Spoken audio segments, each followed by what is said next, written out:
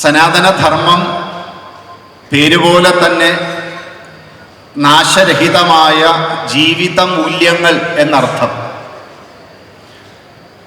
ഈ ലോകത്ത് ഏതൊക്കെ ജീവിത മൂല്യങ്ങൾ നിലനിന്നാലാണോ ഈ ലോകം സുന്ദരമായി സമാധാനത്തോടെ നിലനിൽക്കുക, അത്തരം ജീവിത മൂല്യങ്ങളെ പറയുന്ന പേരാണ് ധർമ്മം എന്നുള്ളത്. ആ ധർമ്മം സനാതനമാണ്, നാശരഹിതമാണ്. ആ ധർമ്മത്തെ നശിപ്പിക്കാൻ ആര് തുനിഞ്ഞിറങ്ങിയാലും ചെറിയ ചെറിയ വിജയത്തിൻ്റെ ലാഞ്ചനകളൊക്കെ അവർക്ക് ലഭ്യമാണെങ്കിലും ഒരിക്കലും ഈ ധർമ്മത്തെ നശിപ്പിക്കാൻ സാധ്യമല്ല. അതുകൊണ്ട് തന്നെ ഈ ഭാരതരാഷ്ട്രത്തിൻ്റെ ആത്മാവ്, ചൈതന്യം, സ്വത്വഭാവം എന്ന നിലയിലാണ് സനാതനധർമ്മത്തെ നാം മനസ്സിലാക്കുന്നത്. നമ്മുടെ നാട്ടിൽ ജീവിച്ചിരുന്ന മഹാപുരുഷന്മാരെല്ലാം, പണ്ഡിതന്മാരും ദാർശനികന്മാരും തുടങ്ങി കവികളും കലാകാരന്മാരും തുടങ്ങി സർവരും ഒരുപോലെ അംഗീകരിച്ച സത്യമാണ്, സനാതനധർമ്മമാണ് ഈ ഭാരതമെന്ന് പറയുന്ന രാഷ്ട്രത്തിൻ്റെ ആത്മാവ്. മഹർഷി അരവിന്ദനാകട്ടെ, ആനി ബസന്റ് ആകട്ടെ, വയലാറാകട്ടെ, പി ഭാസ്കരനാകട്ടെ, മഹർഷി അരവിന്ദനോടൊപ്പം പ്രവർത്തിച്ച ധീമാന്മാർ, ധീരന്മാർ നിരവധി പേരാകട്ടെ, ആരൊക്കെ നമ്മൾ എടുത്തു നോക്കിയാലും അവരെല്ലാം ഈ നാടിൻ്റെ അസ്മിത, അസ്തിത്വം ഈ സനാതനധർമ്മമാണ്, ഹിന്ദു ധർമ്മമാണ് എന്ന് പറഞ്ഞവരാണ്. ഈ ധർമ്മം ത്രികാലങ്ങളിലും മറ്റൊന്നിനാലും ബാധിക്കാത്ത തരത്തിൽ നിലനിന്നു പോകുന്നതിൻ്റെ അടിസ്ഥാനപരമായൊരു കാരണം, ഈ ധർമ്മത്തിന് എവിടെയെങ്കിലും ഒരു ഗ്ലാനി സംഭവിച്ചാൽ, ഒരു താഴ്ച സംഭവിച്ചാൽ, നമ്മളൊക്കെ നിലനിർത്തിക്കൊണ്ടുപോകണമെന്ന് ആഗ്രഹിക്കുന്ന ജീവിത മൂല്യങ്ങൾക്ക് എവിടെയെങ്കിലും ഒരു ശോഷണം സംഭവിച്ചാൽ ഉടനെ തന്നെ ആ പ്രശ്നത്തെ പരിഹരിച്ച് അതിനെ ശരിയായ വിധത്തിൽ നിലനിർത്തുവാനുള്ള മഹാവിഭൂതികൾ ഇവിടെ ജനിക്കും. ആ വിഭൂതികൾ സന്യാസിമാരാകാം, ഋഷിമാരാകാം, കലാകാരന്മാരാകാം, വിപ്ലവകാരികളാകാം, സർവ്വസാധാരണക്കാരനായ വ്യക്തിത്വമാകാം. ഏതെങ്കിലുമൊക്കെ ഒരു രൂപത്തിൽ ആ അവതാരമുണ്ടാകും. ഈ ഒരു ചിരന്തന സത്യമാണ് ഭഗവത്ഗീതയിലെ 4-ാം അധ്യായത്തിൽ 7, 8, 2 ശ്ലോകങ്ങളിലൂടെ ഭഗവാൻ കൃഷ്ണൻ പറയുന്നത്. എന്തിനാണ് ഈ മഹത്തുക്കളൊക്കെ ജനിക്കുന്നത്? എന്തിനാണ് മഹാപുരുഷന്മാരുടെ അവതാരമുണ്ടാകുന്നത്? അവരെന്താണ് വന്നു കഴിഞ്ഞാൽ ചെയ്യാൻ പോകുന്നത്? ഭഗവാൻ പറയുകയാണ്, ആദ്യത്തെ 4 വരി 7-ാമത്തെ ശ്ലോകം കൊണ്ട് പറയുകയാണ്, യഥാഹി ധർമ്മസ്യ ഗ്ലാനിർഭവതി ഭാരത അഭ്യുത്ഥാനം അധർമ്മസ്യ തഥാത്മാനം സൃജാമ്യഹം. പറയാനുള്ള കാര്യം സുവ്യക്തമായി പറയുക എന്നത് ശ്രീകൃഷ്ണ മതമാണ്. ഒരു വളച്ചുകെട്ടലുമില്ലാതെ ഭഗവാൻ പറഞ്ഞു, ധർമ്മം നശിക്കുകയും അധർമ്മം മേലോട്ട് ഉയരുകയും ചെയ്യുന്ന സമയത്ത് ആ അധർമ്മത്തെ ഇല്ലായ്മ ചെയ്യാൻ, ധർമ്മത്തെ സ്ഥാപിക്കുവാൻ വേണ്ടി എല്ലാ യുഗങ്ങളിലും ഞാൻ അവതരിക്കും. അവതരിച്ചിട്ട് എന്ത് ചെയ്യാൻ പോകുന്നു? എന്തിനാണ് അവതരിക്കുന്നത്? അത് അടുത്ത ശ്ലോകം കൊണ്ട് പറഞ്ഞു, പരിത്രാണായ സാധൂനാം വിനാശായ ച ദുഷ്കൃതാം ധർമ്മ സംസ്ഥാപനാർത്ഥായ സംഭവാമി യുഗേ യുഗേ. എന്താണ് ചെയ്യാൻ പോകുന്നത്?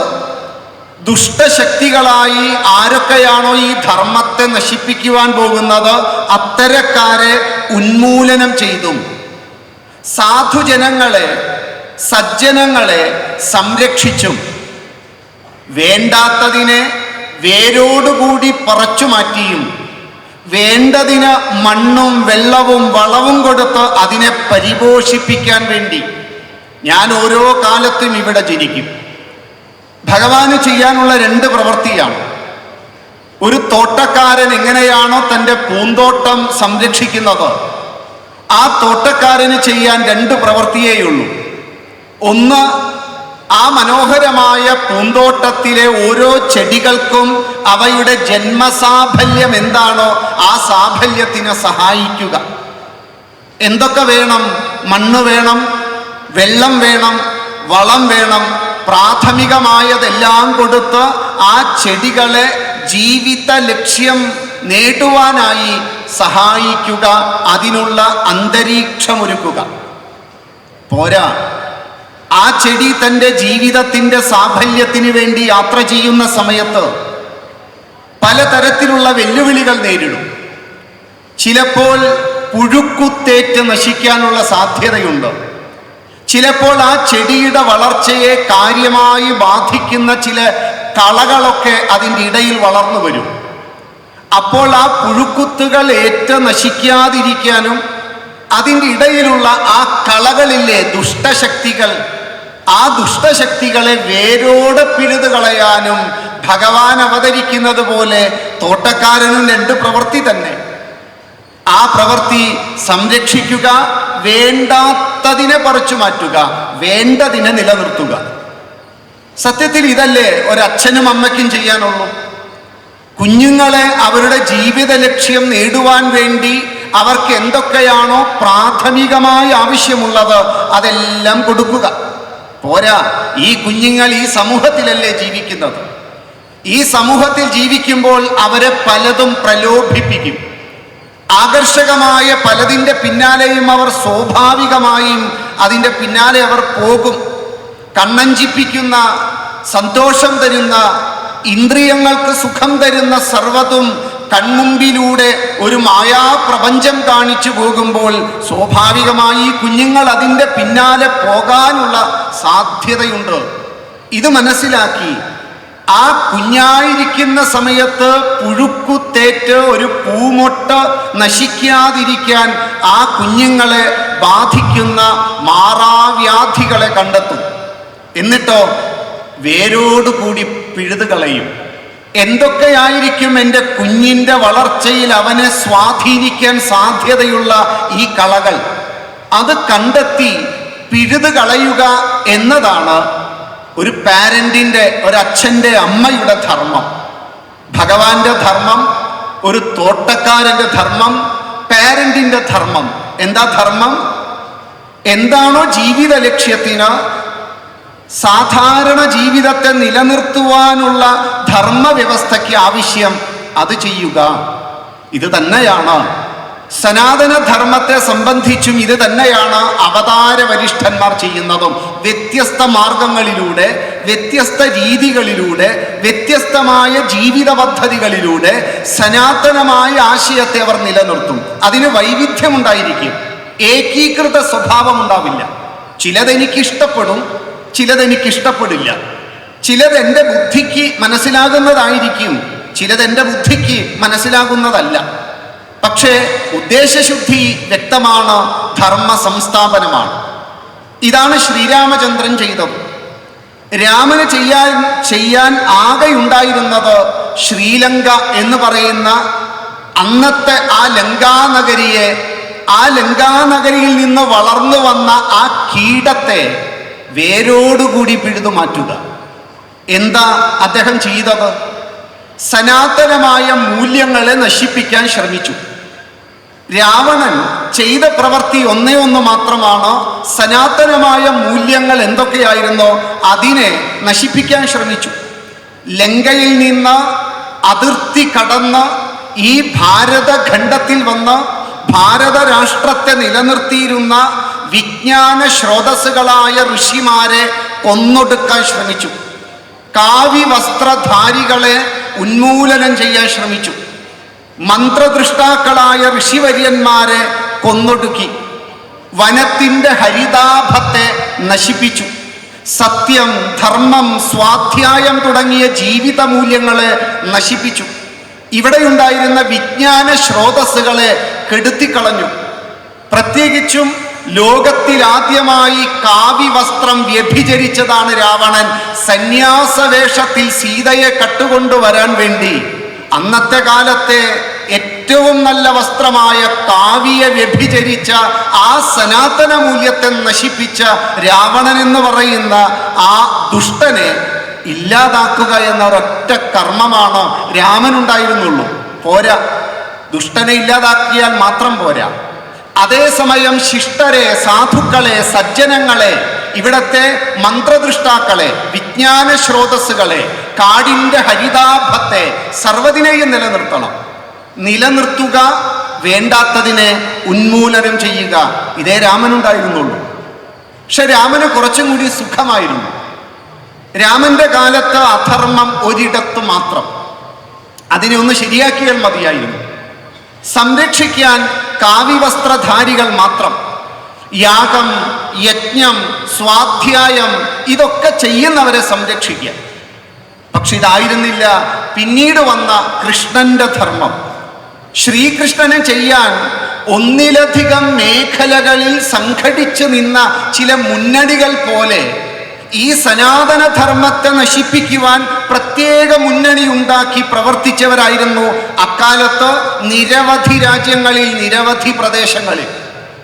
ഒരു വശത്ത് യാദവന്മാരുടെ പാരമ്പര്യമായ രാജഭരണം നടത്തി സ്വേച്ഛാധിപതിയായിട്ടുള്ള സ്വന്തം അച്ഛനെ പിടിച്ച് കാരാഗൃഹത്തിലടച്ച മധുരാധിപതിയായ കംസൻ ഒരു ഭാഗത്ത്, മറുഭാഗത്ത് പ്രാഗ്ജ്യോതിഷം എന്ന് പറയുന്ന രാജ്യത്തിലെ നരകാസുരൻ, മറുഭാഗത്ത് കുലീനകളായ സ്ത്രീകളെ മുഴുവൻ പിടിച്ചുകൊണ്ടുപോയ സ്ത്രീലമ്പടൻ മറ്റൊരു ഭാഗത്ത്, അതിൻ്റെ മറുഭാഗത്ത് മഗധാധിപതിയായ ജരാസന്ധൻ നരബലി കൊടുക്കാൻ ക്ഷാത്രവീര്യമുള്ളവനെ മുഴുവൻ കട്ടുകൊണ്ടുപോയി നരബലി കൊടുക്കാൻ തീരുമാനിച്ചവൻ മറ്റൊരു ഭാഗത്ത്, ഛേദി രാജ്യത്തിലെ രാജാവായ ശിശുപാലൻ മറ്റൊരു ഭാഗത്ത്, ധാർത്തരാഷ്ട്രന്റെ ദുർബുദ്ധികൾ നൂറ്റവർ, അവരുടെ പിന്നിലൂടെ പ്രവർത്തിച്ച നിരവധി പേർ, എത്ര ഇടങ്ങളിലുണ്ടായിരുന്ന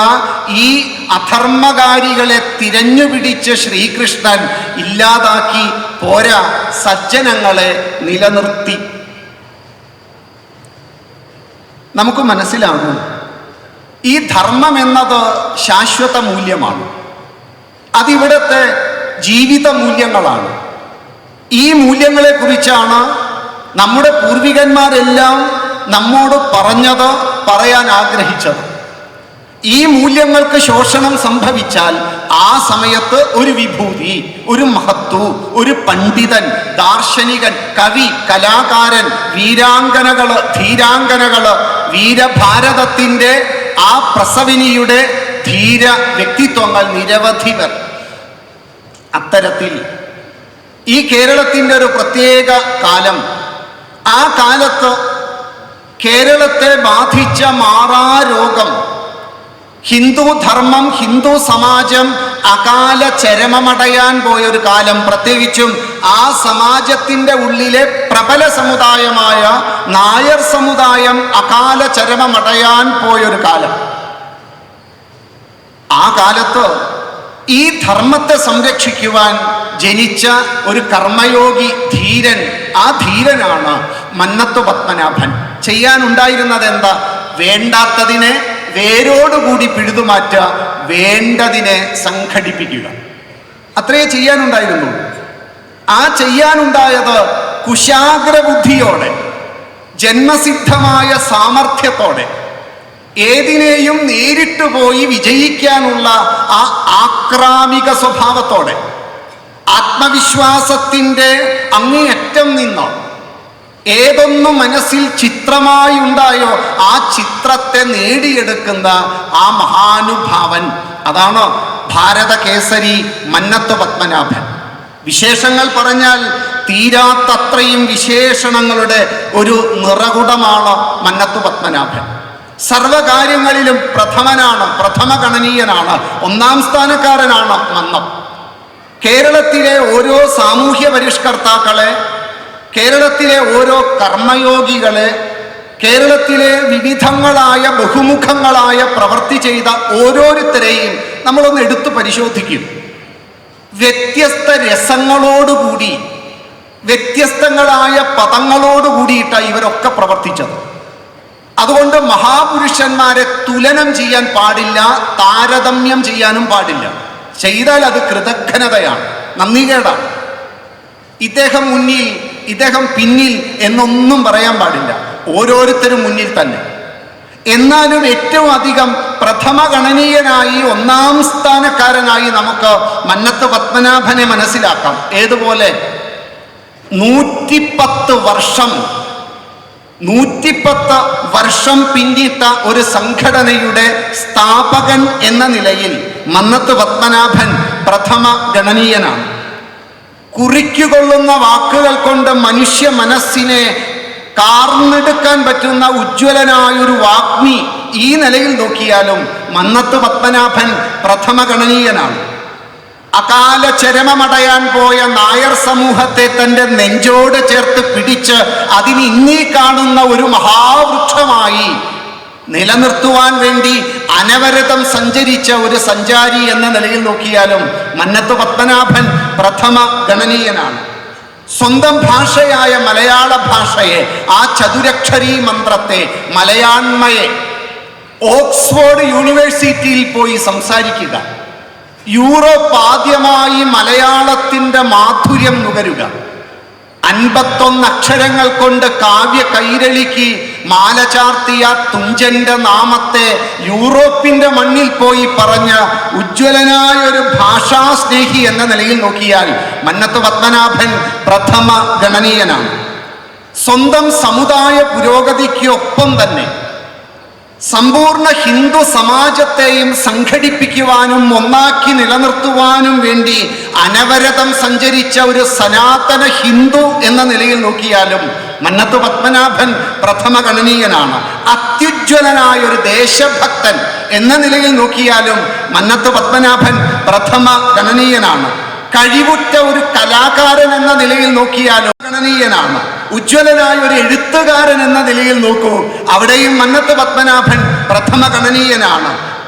ഒരു നല്ല സാഹിത്യകാരൻ, പ്രൊഫസർ എസ് ഗുപ്തൻ നായരുടെ വാക്കിൽ പറഞ്ഞാൽ, പദങ്ങൾ കൊണ്ട് മനുഷ്യ മനസ്സുകളെ പന്താടുന്ന ഒരു കരവിരുതാണ് സാഹിത്യമെങ്കിൽ മന്നം ലോകം കണ്ടതിൽ വെച്ച് ഏറ്റവും ഉജ്ജ്വലനായ സാഹിത്യകാരനാണ്. നമ്മൾ ഇങ്ങനെ ഏത് നിലയിൽ വേണമെങ്കിലും നോക്കിക്കൊള്ളൂ, എല്ലാ കാര്യത്തിലും ഒന്നാം സ്ഥാനമുള്ള, എല്ലാ കാര്യത്തിലും പ്രഥമ ഗണനീയനായ മന്നത്ത് പത്മനാഭൻ. സാധാരണ ഏത് മഹാപുരുഷന്റെ ജീവിതവും നമ്മൾ പഠിച്ചാൽ കുട്ടിക്കാലം കുറച്ച് കഷ്ടം, ദാരിദ്ര്യം, അച്ഛനില്ല, വീട്ടിൽ ഭക്ഷണം കഴിക്കാൻ ഭാഗ്യമില്ല, പഠിക്കാനുള്ള ഭാഗ്യമില്ല, ഇതെല്ലാം മന്നത്തിനും ചേരും. കുട്ടിക്കാലം വളരെ ദാരിദ്ര്യം. അച്ഛനായ പരമേശ്വരൻ നമ്പൂതിരി അമ്മയെ ഉപേക്ഷിച്ച് സ്വന്തം സമുദായത്തിൽ നിന്ന് വിവാഹം കഴിച്ചു പോയപ്പോൾ ദാരിദ്ര്യത്തിൻ്റെ ആ നടുതളത്തിലേക്ക് വലിച്ചെറിഞ്ഞ് പോയതോടുകൂടി കഠിനമായ ദാരിദ്ര്യം ഏറ്റുവാങ്ങിയ ബാല്യം. പക്ഷേ ഏത് ദാരിദ്ര്യത്തിൻ്റെ ഇടയിലും സമ്പന്നമായൊരു കുട്ടിത്തം, ഒരു ശൈശവപ്രായം കിട്ടുക എന്നതാണ് കുട്ടികളുടെ മഹാഭാഗ്യം. എത്രയുണ്ട് എന്നതല്ല, എത്ര കൊടുക്കുന്നു എന്നുള്ളതാണ്, അതെങ്ങനെ കൊടുക്കുന്നു എന്നുള്ളതാണ് മന്നത്തിൻ്റെ ഏറ്റവും വലിയ മഹാഭാഗ്യം. മന്നത്തിൻ്റെ അമ്മൂമ്മയാണ്, അമ്മയാണ്. തറവാട്ടിൽ ആദ്യമായി ജനിച്ച ആ ആൺകുഞ്ഞിനെ കണ്ണിലെ കൃഷ്ണമണി പോലെ എന്നൊക്കെ നമ്മൾ പറയില്ലേ, അതുപോലെ സംരക്ഷിച്ചു. ഒരു പരമ്പരാഗത ഹിന്ദു തറവാട്ടിൽ ജനിക്കുക. എന്താ ഈ പരമ്പരാഗത ഹിന്ദു തറവാടിൻ്റെ സങ്കല്പം? എന്താ? സൂര്യനോട് ഒപ്പം ഉണരുക, സൂര്യൻ വരുന്നതിന് മുൻപേ ഉണരുക. ഇതാണ് പരമ്പരാഗത ഹിന്ദു തറവാടിൻ്റെ ലക്ഷണം. പ്രകൃതിയെ കോവിലായി കണ്ട് പ്രകൃതിയിലെ സർവ്വതിലും ദേവത്വം ദർശിക്കുക, ഇതാണ് സനാതനമായ പാരമ്പര്യമുള്ള ഒരു ഹിന്ദു തറവാടിൻ്റെ ലക്ഷണം. മാത്രമല്ല, സൂര്യനോടൊപ്പം ഉണർന്ന് ദേഹശുദ്ധി വരുത്തി സന്ധ്യാനാമ സങ്കീർത്തനങ്ങൾ ചെയ്യുക എന്നതാണ് പരമ്പരാഗതമായ ഒരു ഹിന്ദു ഗൃഹത്തിൻ്റെ സങ്കല്പം. അമ്മ രാവിലെ കുളിപ്പിച്ച് അമ്മ തൊടുവിപ്പിക്കുന്ന ഭസ്മക്കുറിയുമായി. ഇന്നത്തെ കുഞ്ഞുങ്ങൾക്ക് ഭസ്മം ധരിക്കാൻ ഭാഗ്യമില്ല. അമ്മ കൊടുത്ത ഈ ഭസ്മക്കുറി, അമ്മ കൊടുത്ത കഞ്ഞിയും കുടിച്ച് കൊച്ചു പപ്പു വിദ്യാലയത്തിൽ പോയിരുന്ന കുട്ടിക്കാലത്തെ നല്ലപോലെ നാം മനസ്സിലാക്കുമ്പോഴാണ് ഈ മഹാപുരുഷന്മാരുടെ ജന്മങ്ങൾക്ക് കാരണം പിന്നിലുള്ള അദൃശ്യകരം അമ്മ എന്ന രണ്ടക്ഷരമാണ്. വേണമെങ്കിൽ ഈ അമ്മയ്ക്ക് അച്ഛൻ ഉപേക്ഷിച്ചു പോയ കഥകളൊക്കെ പറഞ്ഞ് ഈ കുഞ്ഞിനോട് പലതും പറയാം, അച്ഛനെ കുറ്റം പറയാം, ഇല്ലായ്മകൾ പർവ്വതീകരിച്ചു പറയാം. പക്ഷേ അമ്മയായ പാർവതി ഉള്ളത് എങ്ങനെ ഏറ്റവും ഭംഗിയാക്കാം, തൻ്റെ കുഞ്ഞിൻ്റെ ഭാവനാലോകത്തിൽ എങ്ങനെ ഭഗവാനെ ഇരുത്താം. അതുകൊണ്ട് നാമസങ്കീർത്തനങ്ങളും ധ്യാനവും ജപവും പൂജയും ക്ഷേത്ര ദർശനവുമൊക്കെ ഈ കുഞ്ഞിനെ പഠിപ്പിക്കുന്നു. സ്വാഭാവികമായും അമ്മ വിചാരിച്ചതിലും നല്ല മിടുക്കൻ. ദാരിദ്ര്യമുണ്ട്, പഠിക്കാനുള്ള വിഷമം. അതുകൊണ്ട് 15ാമത്തെ വയസ്സിൻ്റെ ഇടയിൽ 2 പ്രാവശ്യം പഠനം മുടങ്ങി. 2 പ്രാവശ്യം. പക്ഷെ പഠിക്കാൻ മിടുക്കൻ. പഠനം മുടങ്ങിയെങ്കിലും വീട്ടിലേക്ക് ആവശ്യമുള്ള പണം സമാഹരിക്കാൻ തൊട്ടടുത്തുള്ള ക്ഷേത്രത്തിൽ പോയി മാല കെട്ടിക്കൊടുക്കുക, ക്ഷേത്രത്തിലേക്ക് ആവശ്യമുള്ള പൂജാ സാമഗ്രികൾ കണ്ടെത്തി കൊടുക്കുക. അതോടൊപ്പം അന്നത്തെ കാലത്ത് ഉണ്ടായിരുന്ന മാസികകളും വാരികകളും പുസ്തകങ്ങളും എല്ലാം ചിതലരിക്കുന്നത് പോലെ വായിക്കുക, പഠിക്കുക. നമുക്ക് വേണമെങ്കിൽ നമ്മുടെ ഇല്ലായ്മകളെ കുറിച്ച് പറയാം. പക്ഷേ അതിനെ ഒരു അവസരമാക്കിയെടുത്ത് അസാധ്യമാണ് എന്ന് പറയുന്നതിലൊരു സാധ്യത കണ്ടെത്താൻ പറ്റുന്ന ആ ധീരൻ തൻ്റെ ആ കാലം കൊണ്ട് ഒരു മന്നത്തെ കരുപിടിപ്പിക്കുകയായിരുന്നു. ഈ പപ്പുവിൽ നിന്ന് മന്നത്ത് പത്മനാഭനിലേക്കുള്ള ഒരു ട്രാൻസ്ഫോർമേഷൻ ഉണ്ട്. ഈ ട്രാൻസ്ഫോർമേഷൻ പരമ്പരാഗത ഹിന്ദു വീടുകളിൽ ഉണ്ടായിരുന്ന എന്തൊക്കെ മൂല്യങ്ങളായിരുന്നോ ആ മൂല്യങ്ങളാണ്. നമ്മുടെ കുഞ്ഞുങ്ങൾ എന്തുകൊണ്ടാണ് കുട്ടിക്കാലത്തുള്ള അതേ സ്വഭാവത്തോടു കൂടി മുന്നോട്ട് പോകുന്നേ? അതിന് കാരണം പരമ്പരാഗത മൂല്യങ്ങളെ സംരക്ഷിക്കുന്നതിൽ നമ്മളുടെ തറവാടുകൾ എന്ന് പറയുന്ന വീടുകൾ പോലും അന്യമാണ്. നമുക്ക് പുനഃസ്ഥാപിപ്പിക്കാൻ പറ്റിയാൽ പാർവതിമാർ പുനർജനിക്കും, മന്നത്ത് പത്മനാഭന്മാരും പുനർജനിക്കും. അത് പുനർജനിക്കണമെങ്കിൽ ഈ കഴിഞ്ഞുപോയ ജീവിത മൂല്യങ്ങളെ സംരക്ഷിക്കാൻ പറ്റുന്ന ഒരമ്മയും അച്ഛനും വേണം. അത് സംഭവിച്ചതുകൊണ്ട് ഈ കുഞ്ഞ് തൻ്റെ ഭാവിക്ക് എന്തൊക്കെ വേണോ അതെല്ലാം സ്വരൂപിച്ചു. വീണ്ടും പഠിക്കാൻ പോയി. അധ്യാപക വൃത്തിക്ക് വേണ്ടിയിട്ടുള്ള യോഗ്യത നേടി. അധ്യാപകനിൽ നിന്ന് അത് ഉപേക്ഷിച്ച് നിയമബിരുദം പഠിച്ച് വക്കീലായി. നല്ല വക്കീൽ, ലോകം കണ്ടതിൽ വെച്ച് ഏറ്റവും മിടുക്കൻ. തൻ്റെ കുശാഗ്രമായ ബുദ്ധിയും സാമർഥ്യവും കൊണ്ട് അറിയപ്പെടുന്ന വക്കീൽ. അധ്യാപകനായി ജോലി ചെയ്ത കാലത്ത് ഉണ്ടായിരുന്ന വരുമാനത്തിനേക്കാളും ഏറെ സമ്പാദിക്കാൻ പറ്റി. ഇതൊക്കെ ചെയ്യുമ്പോഴും ആളുകൾ തന്നെ അംഗീകരിക്കുമ്പോഴും തനിക്കിരിക്കാൻ ഒരു കസേര കിട്ടുമ്പോഴും ഉള്ളിൻ്റെ ഉള്ളിൽ ഒരു അസ്വസ്ഥതയുണ്ട്. ഈ ചെയ്യുന്ന പ്രസിദ്ധിയും ഈ കിട്ടുന്ന പണവും പ്രതാപവും എല്ലാം ഇതൊന്നുമല്ല എൻ്റെ ജീവിത ലക്ഷ്യമെന്ന് ഉള്ളിലിരുന്ന് ഒരാൾ പറയണം. ഇതൊന്നുമല്ല എനിക്ക് സന്തോഷം. പിന്നെന്താണ്? ഇതാണ് മന്നത്താചാര്യനും നമ്മളും തമ്മിലുള്ള വ്യത്യാസം.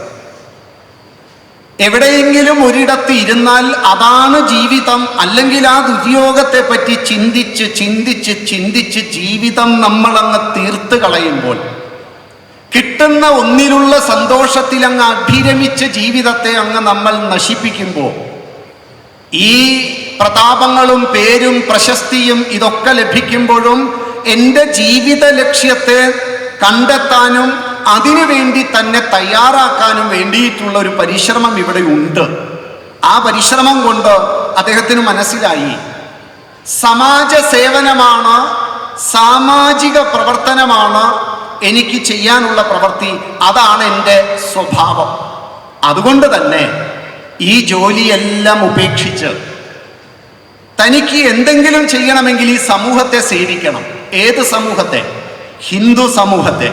പക്ഷെ ഹിന്ദു സമൂഹത്തിന്റെ ഉള്ളിലുള്ള പ്രബല വിഭാഗമായ നായർ സമൂഹം, താൻ ജനിച്ച സമുദായം വല്ലാത്ത കഷ്ടത്തിൽ.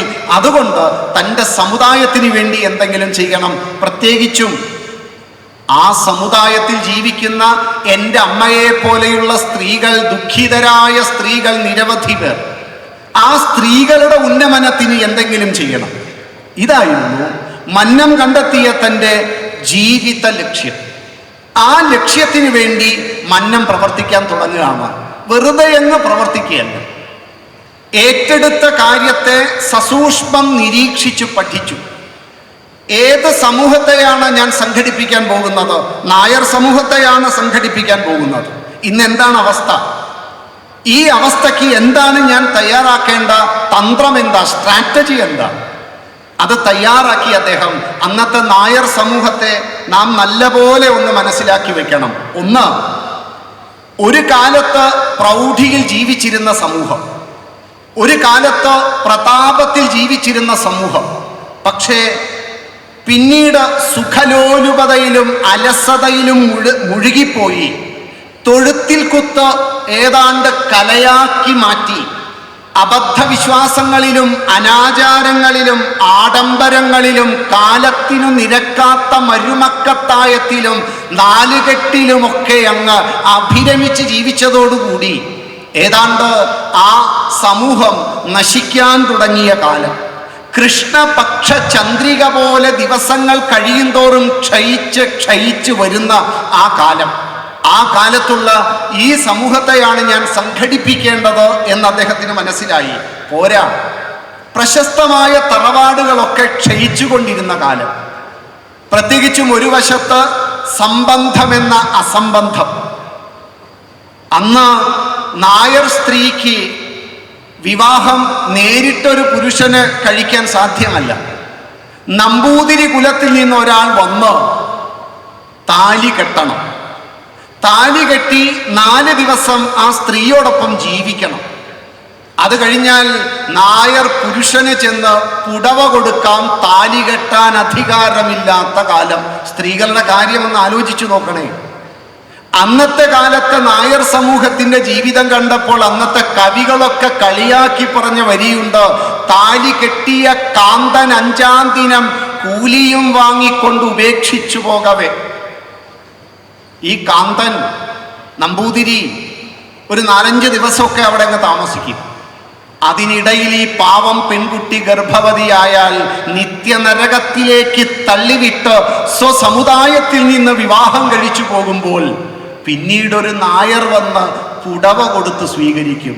കണ്ണീരിൽ കുതിർന്ന, പ്രതീക്ഷകളില്ലാത്ത, തൻ്റെ ജീവിതം മുഴുവൻ താഴേക്ക് പതിച്ചുപോയ ഈ സ്ത്രീകളുടെ ജീവിതം തൻ്റെ അമ്മയുടെ ജീവിതത്തിലൂടെ കണ്ടു മനസ്സിലാക്കിയപ്പോൾ ഈ സമൂഹത്തിൽ ഈ അസംബന്ധമുണ്ടല്ലോ, സംബന്ധം എന്ന അസംബന്ധം, അതില്ലായ്മ ചെയ്യണം. മാത്രമല്ല, അന്ന് ഓരോ കരയിലെയും പുരാതന തറവാടുകൾ തമ്മിൽ വഴക്ക്, കേസുകൾ, പിണക്കം. ഈ പിണങ്ങിക്കഴിയുന്നവരെ ഒരുമിപ്പിച്ച് ചേർക്കുന്നതിലും കഷ്ടം. അന്ന് നായരെന്ന് പറയുന്നത് ഒന്നല്ല. നായന്മാർക്കിടയിൽ അവാന്തര വിഭാഗങ്ങൾ. 901 ജനസംഖ്യ, ഈ കാലേഷുമാരി കണക്കനുസരിച്ച് 100-ലധികം വിഭാഗങ്ങൾ. ഇന്ന് ഗൂഗിൾ നോക്കിയാൽ 64 വിഭാഗങ്ങൾ കാണാം. അന്ന് നായർ ഒന്നല്ല, പല പല വിഭാഗങ്ങൾ, പല പേരുകളിൽ അറിയപ്പെട്ടവർ. അതിൽ ഇല്ലക്കാരും സ്വരൂപക്കാരും ഇടശ്ശേരിക്കാരും കിരിയത്തുകാരും ഇങ്ങനെ വിവിധങ്ങളായ തുറകളിൽ ജീവിച്ചവർ. എന്നാൽ പലതാണെങ്കിലും കുഴപ്പമില്ല, ഒന്നല്ലേ? അല്ല. ഈ നായർ സമൂഹത്തിന്റെ ഇടയിൽ അവാന്തര വിഭാഗങ്ങൾ. അതുകൊണ്ട് തന്നെ തൊട്ടുകൂട എന്ന ചിന്ത ഇതിൻ്റെ ഉള്ളിലുണ്ട്. താഴേക്കിടയിൽ ജീവിക്കുന്നവരുണ്ട്, അസ്പൃശ്യത അന്ന് നായർ സമൂഹത്തിന്റെ ഉള്ളിലുള്ള അവാന്തര വിഭാഗങ്ങളിലുണ്ട്. അതുകൊണ്ട് ഇവർ ഒരുമിച്ചിരുന്ന് ഭക്ഷണം കഴിക്കില്ല. വിവാഹം, ഈ വിഭാഗങ്ങൾ തമ്മിൽ വിവാഹമില്ല. ഒരു വീട്ടിലൊരു വിരുന്ന് സൽക്കാരമുണ്ടെങ്കിൽ വ്യത്യസ്ത പന്തികൾ വേണം. ഉയർന്നവൻ ഉയർന്ന പന്തിയിൽ, അതിൻ്റെ താഴെ താഴെ. ഈ സമൂഹത്തെയാണ് ഞാൻ സംഘടിപ്പിക്കേണ്ടത്. എന്തൊക്കെ വൈതരണികൾ, എന്തൊക്കെ പ്രശ്നങ്ങൾ, തമ്മിൽ വഴക്കുകൂടി കേസ് നടത്തി മിണ്ടാതെ തൊട്ടുകൂടാ തീണ്ടിക്കൂടാ എന്ന് പറഞ്ഞ ഈ അവാന്തര വിഭാഗങ്ങളെ, നൂറുകണക്കിന് വിഭാഗങ്ങളെ ഒരുമിച്ച് ചേർത്ത് നീയും നായരാടാ എന്ന് പറഞ്ഞ് ഒരു പ്ലാറ്റ്ഫോമിൽ ഇരുത്തി നായരെന്ന് പറയുന്ന ഒരു പ്ലാറ്റ്ഫോം ഉണ്ടാക്കുന്ന ഈ ഒരു ഭഗീരഥ പ്രയത്നം നമ്മളൊന്ന് പഠിക്കണേ. എങ്ങനെയാണ് ഈ സമൂഹത്തെ മുഴുവൻ ചേർത്ത് നീയും നായര, നീയും നായർ തന്നെ എന്ന് പറഞ്ഞൊരു പ്ലാറ്റ്ഫോം ഉണ്ടാക്കിയില്ലേ? തമ്മിൽ തല്ലുന്നവരെ സ്നേഹിപ്പിക്കാൻ പഠിപ്പിച്ചില്ലേ? അബദ്ധ ധാരണകളെ മുഴുവൻ തിരുത്തി സുബദ്ധ ധാരണകളാക്കി മാറ്റിയില്ലേ? കേസുകളും വഴക്കുകളും പറഞ്ഞ് തീർത്തില്ലേ? തൊട്ടുകൂടാത്തവനെ ചേർത്തിരുത്തിയില്ലേ? പന്തിഭോജനം ചിന്തിക്കാൻ പറ്റാത്ത കാലത്ത് പന്തിഭോജനം നടത്തി അവർക്കിടയിൽ കയറിയിരുന്ന് ഭക്ഷണം കഴിച്ച് നമ്മളെല്ലാം സനാതന ഹിന്ദുവാണ് എന്ന് പഠിപ്പിച്ചില്ലേ?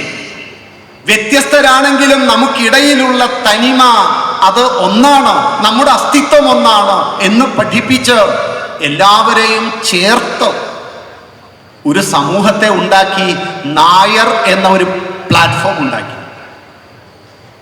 എന്തൊരു ഭഗീരഥ പ്രയത്നം! നമുക്ക് ചിന്തിക്കാൻ പോലും പറ്റാത്ത അന്നത്തെ കാലത്ത് ഇന്ന് ഹിന്ദു സമാജത്തിലെ പ്രബല വിഭാഗമായ നായന്മാർ പേരിന്റെ പിന്നിൽ നായരാണെന്ന് അഭിമാനം കൊണ്ട് നടക്കുമ്പോൾ ആരാ അതിന് കാരണക്കാരൻ? നമുക്കിന്ന് ഞങ്ങളെല്ലാം നായരെന്ന് പറയാനൊരു പ്രബല വിഭാഗം സമുദായം ഇത്രയും ശക്തി ആർജിച്ചുവെങ്കിൽ ആരാ തപസ് ചെയ്തത്? ആരാ അതിൻ്റെ പിന്നിൽ നമുക്കിന്ന് തല ഉയർത്തി നിൽക്കാൻ ഒരു പ്ലാറ്റ്ഫോം തന്നത്? ആ മഹാനുഭാവനെ നമ്മൾ ഓർക്കുന്നുണ്ടോ? ആ മുത്തച്ഛനെ കുറിച്ച് നമ്മൾ നമ്മുടെ കുഞ്ഞുങ്ങളോട് പറയുന്നുണ്ടോ? ഹിന്ദു സമാജത്തെ നിലനിർത്തുവാൻ വേണ്ടി അതിലെ പ്രധാന സമുദായത്തിന് വേണ്ടി പ്രവർത്തിച്ച ആ മഹാനുഭാവനെ നമ്മൾ ഓർക്കാറുണ്ടോ? ഭഗവത്ഗീതയിൽ എങ്ങനെയാണ് പാണ്ഡവന്മാർ വിജയിച്ചത് എന്നതിനെ കുറിച്ച് അതിൻ്റെ ധ്യാന ശ്ലോകങ്ങളിൽ പറയുന്നൊരു സൂചനയുണ്ട്. 5-ാമത്തെ ധ്യാന ശ്ലോകം പാണ്ഡവന്മാർ നേരിട്ട മഹാവീരന്മാരെ വിവരിക്കുകയാണ്. പാണ്ഡവന്മാർക്ക് ഒരു രണനദി അപ്പുറം കടക്കണം. നദി അക്കരെ കടക്കുക കടലാണ്. ആ കടൽ അക്കരെ കടക്കുക എന്നത് കഷ്ടമാണ്. കടലെന്ന് പറയുന്നത് നിരവധി തിരമാലകളുള്ള, മകര മത്സ്യങ്ങളുള്ള, ചുഴിയുള്ള, വേലിയേറ്റമുള്ള, കരിമ്പാറകളുള്ള, അഗാധവും അപാരവുമായിട്ടുള്ള ആ കടൽ കടക്കണമെങ്കിൽ ഒരു നല്ല നാവികൻ, ഒരു നല്ല കടത്തുകാരൻ കൂടെ വേണം. ആ കടത്തുകാരൻ ആരാ? ആ കടത്തുകാരൻ കൈവർത്തക കേശവ, കേശവനാണ്. കേശിയെ കൊന്ന ആ കേശവനാണ്. എന്തൊക്കെയായിരുന്നു പാണ്ഡവർ നേരിട്ട പ്രശ്നം? ഭീഷ്മ ദ്രോണതട. ഭീഷ്മരെന്നും ദ്രോണരെന്നും പറയുന്ന 2 കരകൾ. അതിൽ ഒരു കരയെ ഭേദിച്ചാലും മറുകര പറ്റണമെങ്കിൽ, ആ മറുകരയിൽ കാലെടുത്ത് വെക്കണമെങ്കിൽ ഈ മഹാവീരന്മാരെ വിജയിക്കണം. അതുകൊണ്ട് ആ 2 കരകൾ അങ്ങേയറ്റം കരുത്തന്മാർ. ഭീഷ്മ ദ്രോണതട ജയദ്രഥ ജല. ജയദ്രഥൻ എന്ന് പറയുന്ന ജലം. ഗാന്ധാര നീലോപല. ഗാന്ധാരൻ ശകുനി എന്ന് പറയുന്ന കരിമ്പാറ. അശ്വത്ഥാമ ശല്യർ. ശല്യഗ്രാഹവതി കൃപേണവഹനി. ശല്യർ എന്ന് പറയുന്ന ഒരു മുതല. കൃപരെന്ന് പറയുന്ന ഒഴുക്ക്. കർണേന വേലാകുല. കർണൻ എന്ന് പറയുന്ന ഒരു വേലിയേറ്റം. പിന്നെയോ അശ്വത്ഥാമ വികർണ ഘോരമകര. അശ്വത്ഥാമാവ് വികർണൻ എന്ന ഘോര മകര മത്സ്യം. അത് കഴിഞ്ഞാൽ ദുര്യോധനാവർത്തിനി. ദുര്യോധനൻ എന്ന് പറയുന്ന ചുഴി. ഇതൊക്കെ എങ്ങനെ മറുകര കടന്നു? കൈവർത്തക കേശവ. കടത്തുകാരനായി ശ്രീകൃഷ്ണൻ ഉള്ളതുകൊണ്ട് നൗ ആർക്ക് അധീനത്തിലാണോ അവൻ നാവികൻ. അങ്ങനെയുള്ള നാവികനായി ആർ കൂടെയുണ്ടോ അതുകൊണ്ട് വിജയിച്ചു. നിങ്ങൾ ആ കേശവ എന്ന ഭാഗത്ത് പത്മനാഭ എന്നൊന്ന് എഴുതി ചേർക്കും. നായർ സമൂഹം, ഹിന്ദു സമാജം സുശക്തമായി നിലനിൽക്കുന്നതിന് ആ സമാജത്തിനുള്ളിലുള്ള കുഴപ്പങ്ങളെ മുഴുവൻ കണ്ടെത്തി ഈ സമാജത്തെ മുന്നോട്ട് കൊണ്ടുപോയത് കൈവർത്തക പത്മനാഭ. പത്മനാഭൻ എന്ന് പറയുന്ന കടത്തുകാരനാണ് ഈ സനാതന സംസ്കൃതിക്ക് ബാധിച്ച മാറാരോഗങ്ങളെ മുഴുവൻ കണ്ടെത്തി അതിനെ ഒരു നല്ല ഭിഷഗ്വരനെ പോലെ ചികിത്സിച്ച് പാകമാക്കി ശരിയാക്കി നിർത്തി. അങ്ങനെയാണ് അദ്ദേഹം കരയോഗം എന്ന ഒരു സൂത്രം കണ്ടെത്തിയത്. എന്താ കരയോഗം? ഈ സനാതന സംസ്കൃതിക്ക് എവിടെയൊക്കെയാണോ പുഴുക്കുത്തുകൾ വന്നു ചേർന്നത് ആ പുഴുക്കുത്തുകളെ കണ്ടെത്തി ചികിത്സിക്കുന്ന കേന്ദ്രമാണ് കരയോഗം. കരയോഗത്തിലൂടെ ഒരു അഷ്ടബിന്ദുക്കൾ എഴുതി ഉണ്ടാക്കി. നായർ സമൂഹം സുശക്തമാകുക, നായർ സമൂഹം കരുത്തും ധീരതയുമുള്ളവരാകുക, നായർ സമൂഹം പണിയെടുത്ത് ജോലി ചെയ്ത് പണം സമ്പാദിക്കാൻ പ്രാപ്തരാകുക, നായർ സമൂഹം അനാചാരങ്ങളെ മാറ്റി ആചാരങ്ങളെ സ്ഥാപിപ്പിക്കുക, എല്ലാവരും തമ്മിലൊരു ബന്ധമുണ്ടാക്കുക, ഇങ്ങനെ തുടങ്ങി 8 കാര്യങ്ങൾ എഴുതിയിട്ട് പറഞ്ഞു ഇതിനാണ് കരയോഗം എന്ന് പറഞ്ഞു. ഈ കരയോഗത്തിന്റെ പ്രവർത്തനം ചെയ്ത് കേരളം മുഴുവൻ അനവരതം സഞ്ചരിച്ച് ഒരു സംഘടനാ സ്വരൂപം ഉണ്ടാക്കി. സംഘടന ഉണ്ടാക്കി കഴിഞ്ഞപ്പോൾ മന്നത്താചാര്യൻ തൻ്റെ മനോഗതി വ്യക്തമാക്കുന്ന ഒരു 3-4 ഉദാഹരണങ്ങൾ കൂടി നാം മനസ്സിലാക്കണം. കരയോഗങ്ങൾ ഉണ്ടാക്കി കഴിഞ്ഞതിന് ശേഷം ഹിന്ദു സമാജത്തിന് മുന്നോട്ട് പോകണമെങ്കിൽ വിദ്യാഭ്യാസം കൊണ്ട് മുന്നോട്ട് പോകാൻ സാധ്യമാകൂ എന്ന് അദ്ദേഹത്തിന് അറിയാമായിരുന്നു. അതുകൊണ്ട് തന്നെ ഈ സനാതനധർമ്മം വെല്ലുവിളികൾ നേരിടുന്നതിൻ്റെ പ്രധാന കാരണം അറിവില്ലായ്മയാണ്. അതുകൊണ്ട് ഹിന്ദുക്കൾക്ക് ഒരുമിച്ച് ചേർന്ന് ഒരു വിദ്യാഭ്യാസ സ്ഥാപനം വേണം. ഈ സ്ഥാപനത്തെക്കുറിച്ച് തൻ്റെ മനസ്സിലുള്ള മനോഗതിയെക്കുറിച്ച് 1920 മന്നത്ത് പത്മനാഭൻ മലയാള രാജ്യത്തിൽ ഒരു ലേഖനം എഴുതി. ആ ലേഖനത്തിൽ ഹിന്ദു സമൂഹത്തിലെ എല്ലാ വിഭാഗങ്ങൾക്കും കൂടി ഒരു വിദ്യാഭ്യാസ സ്ഥാപനം ഉണ്ടാക്കുവാനും നടത്തുവാനും കഴിഞ്ഞാൽ സമുദായങ്ങൾ തമ്മിലുള്ള അഭിപ്രായ വ്യത്യാസങ്ങളും അസമത്വവാദങ്ങളും തനിയെ നീങ്ങുകയും നാം ആഗ്രഹിക്കുന്ന തരത്തിലുള്ള ജാതിക്ക് അതീതമായ ഒരു ഹിന്ദു സമാജത്തെ ഉണ്ടാക്കുവാനും നമുക്ക് സാധിക്കും. അങ്ങനെയാണെങ്കിൽ നമ്മളെല്ലാവരും ഒരുമിച്ച് കൊല്ലം പട്ടണത്തിൽ ഒരു വലിയ വിദ്യാഭ്യാസ സ്ഥാപനം, ഒരു ഹിന്ദു യൂണിയൻ സ്ഥാപനം ഉണ്ടാക്കണം. ഇതാണ് എൻ്റെ ആഗ്രഹവും വിനീതമായ അപേക്ഷയും. എന്താ മന്നത്ത് പത്മനാഭൻ പറഞ്ഞത്?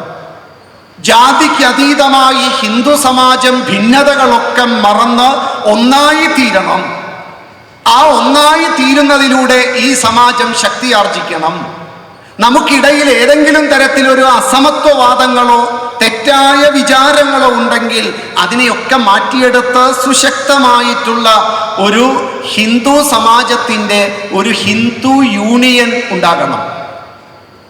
മന്നത്തിന് മനസ്സിലായി ഹിന്ദു സമാജത്തെ മുഴുവൻ ഒരുമിപ്പിച്ച് ചേർത്തൊരു സ്ഥാപനം ഉണ്ടാക്കാൻ സാധ്യമല്ല. അതുകൊണ്ട് തൻ്റെ ആ മനോഗതി അദ്ദേഹം മാറ്റിവെച്ചു. എന്നിട്ട് സ്വപരിശ്രമം കൊണ്ട് നായർ വീടുകൾ തോറും കയറി ഇറങ്ങാൻ തുടങ്ങി. ഒരു ഹിന്ദു സ്ഥാപനം ഉണ്ടാക്കുവാൻ വേണ്ടി, വിദ്യാഭ്യാസ സ്ഥാപനം ഉണ്ടാക്കുവാൻ വേണ്ടി പെരുന്നയിൽ ആദ്യത്തെ പരിശ്രമം തുടങ്ങി. ഹിന്ദുക്കളുടെ വീടുകളിൽ പോയി പിടിയരി വാങ്ങി സ്നേഹനിധികളായ അമ്മമാരുടെ കൈകളിൽ പിടിച്ച് വള പതുക്കെ ഊരിയെടുത്തു. വീടുകളിൽ തെങ്ങ് കയറുമ്പോൾ തേങ്ങയിടുന്ന ഓരോ വീട്ടിലും തേങ്ങയിടുന്ന ഡേറ്റുകൾ മനസ്സിലാക്കി അവിടെ ചെന്ന് അതിൽ നിന്ന് വരുമാനത്തെ സ്വീകരിച്ച് കാൽനടയായി കിലോമീറ്ററുകളോളം നടന്ന് പട്ടിണി കിടന്ന് രാത്രിയെ പകലാക്കിക്കൊണ്ടുള്ള ആ നിരന്തര യാത്ര കൊണ്ട് അദ്ദേഹം സുന്ദരമായ ഒരു സ്ഥാപനം പെരുന്നയിൽ ആരംഭിച്ചു കഴിഞ്ഞപ്പോൾ നായന്മാരുടെ പണം കൊണ്ടുണ്ടാക്കിയതാണ്. അതുകൊണ്ട് ആ സ്ഥാപനത്തിന് നായർ കോളേജ് എന്നല്ലേ പേരിടേണ്ടത്. പക്ഷേ മന്നം ആ കോളേജിന് പേരിട്ടത് ഹിന്ദു കോളേജ് എന്നാണ്. എന്തുകൊണ്ട്? മന്നം തൻ്റെ മനോവിചാരം ലോകത്തിനോട് പ്രഖ്യാപിക്കുകയാണ്. തൻ്റെ മനോവിചാരവും ഉള്ളിലിരിപ്പും മന്നം ലോകത്തിനോട് പറഞ്ഞു. തൻ്റെ സമുദായത്തിൻ്റെ സംഘടനാ രൂപീകരണം, തൻ്റെ സമുദായത്തെ സംഘടിപ്പിക്കുന്ന അതേ സമയത്ത് ഹിന്ദു ധർമ്മത്തിൻ്റെ ശക്തിക്കും വികാസത്തിനും വേണ്ടിയിട്ടാണ് ഞാൻ പ്രവർത്തിക്കുന്നത് എന്ന ചിരന്തന സത്യം മന്നം ലോകത്തിനോട് പറഞ്ഞു. എന്തായിരുന്നു മന്നത്തിൻ്റെ ഉദ്ദേശം? മന്നത്തിൻ്റെ ഉദ്ദേശം, ഇന്ന് ഹിന്ദു സമൂഹത്തിലെ വിവിധ സമുദായ സംഘടനകൾ നിരവധിയുണ്ട്. എല്ലാ സാമുദായിക സംഘടനകളിൽപ്പെട്ടവരും മന്നത്തെ മാതൃകയാക്കേണ്ട നിരവധി മൂല്യങ്ങളുണ്ട്. അത്തരം മൂല്യങ്ങളിൽ ഒന്നാണ്, ഏതെങ്കിലും ഒരു സമുദായത്തിൽ മാത്രം തളച്ചിട്ട വ്യക്തിയായിരുന്നില്ല മന്നം. കൂടുതൽ സമയവും തൻ്റെ സമുദായത്തെ പരിഷ്കരിക്കാനും സംഘടിപ്പിക്കാനും പരിപോഷിപ്പിക്കുവാനും വേണ്ടി അദ്ദേഹം പ്രവർത്തിച്ചു. അത് സത്യവുമാണ്. പക്ഷെ അതേ സമയം ഹിന്ദു സമൂഹത്തിലെ സഹോദര സംഘടനകളെയും സമുദായങ്ങളെയും സംഘടിപ്പിക്കുവാൻ കൂടി അദ്ദേഹം മറന്നില്ല. അവർക്ക് വേണ്ടി അവരുടെ സഭയിൽ പോയി അവർക്ക് വേണ്ടി സംസാരിക്കും. അപ്പോൾ ഒരാൾ ചോദിച്ചു മന്നത്തിനോട്, എന്തിനാണ് അങ്ങ് ഈ ഹിന്ദു സമൂഹത്തിലെ എല്ലാ സമുദായങ്ങൾക്കും വേണ്ടി ഇങ്ങനെ പ്രവർത്തിക്കുന്നത്? ഹിന്ദു സമൂഹത്തിലെ സഹോദര സമുദായങ്ങളോട് അങ്ങ് എന്തിനാണ് ബന്ധം വയ്ക്കുന്നത്? അതിന് മന്നം പറഞ്ഞൊരു ഉത്തരമുണ്ട്. ഈ ഉത്തരം ഹിന്ദു സമൂഹത്തിലെ ഓരോരുത്തരും, ഈ സമുദായ സംഘടനാ പ്രവർത്തനം ചെയ്യുന്ന ഏറ്റവും താഴെ മുതൽ ഉയരത്തിൽ വരെ പ്രവർത്തിക്കുന്നവർ, മന്നം പറഞ്ഞ വാക്കിനെ ഒരു മന്ത്രം പോലെ എന്നും ജപിക്കണം. മന്നം പറഞ്ഞു, നായർ സമുദായത്തിൻ്റെ ആരോഗ്യവും ക്ഷേമവും ഹിന്ദു സമൂഹത്തിൻ്റെ ആരോഗ്യത്തെയും ക്ഷേമത്തെയും ആശ്രയിച്ചാണ് ഇരിക്കുന്നത്. ഹിന്ദു സമൂഹമാകുന്ന ഒരു വലിയ വടവൃക്ഷത്തിൻ്റെ ഒരു ശാഖ മാത്രമാണ് നായർ സമൂഹം. ഹിന്ദു സമൂഹത്തിന് ഒരുമിച്ചല്ലാതെ ഏതെങ്കിലും ഒരു സമൂഹത്തിന് മാത്രമായി പുരോഗമിക്കാൻ സാധ്യമല്ല എന്ന സത്യം നിങ്ങൾ മനസ്സിലാക്കണമെന്നാണ് മന്നം പറഞ്ഞത്. ഒരു സമുദായത്തിന് മാത്രം എങ്ങനെ പുരോഗമിക്കാൻ പറ്റും? തൻ്റെ ശരീരത്തിലെ ഹിന്ദു സമാജമാകുന്ന ശരീരത്തിലെ ഒരു കൈ മാത്രം വികസിക്കുക, മറ്റൊരു കൈ ശോഷിച്ചിരിക്കുക. ആ അവസ്ഥയുടെ പേരെന്താണ്? ആരോഗ്യം എന്നാണോ അതോ ഏതോ രോഗം എന്നാണോ? മന്നം തൻ്റെ സാമുദായിക പ്രവർത്തനം ചെയ്തത് ഹിന്ദു സമാജത്തെ സംഘടിപ്പിക്കുക. അതിൽ എവിടെയാണോ ആവശ്യം ആ ആവശ്യത്തെ കണ്ടെത്തി പരിഹരിക്കുക. സത്യത്തിൽ ഇന്നത്തെ സാമുദായിക നേതാക്കന്മാർക്ക് വേണ്ട വീക്ഷണം ആരുടേതാണ്?